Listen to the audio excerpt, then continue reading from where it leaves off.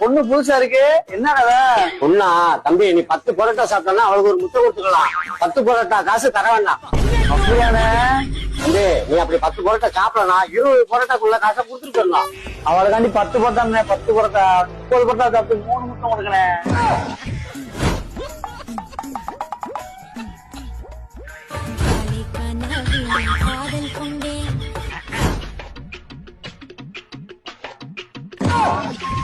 ஏய், பரோட்டா உண்டு வா.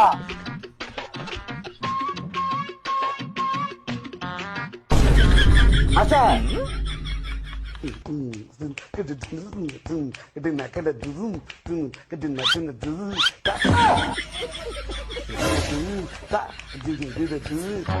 அண்ணே முடியல, வேலை பாட்டா சாப்பிட்டோம்ண்ணே, கையிலே முட்டை முட்டுக்கிறேண்ணே.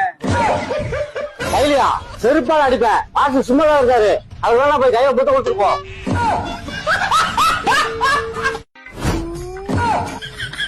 போனா பாத்தீங்களா, 2 பரோட்டா சாப்பிடுறதுக்கு 10 பரோட்டா சாப்பிட்டு போனா கடைக்கு ஆள் வருது.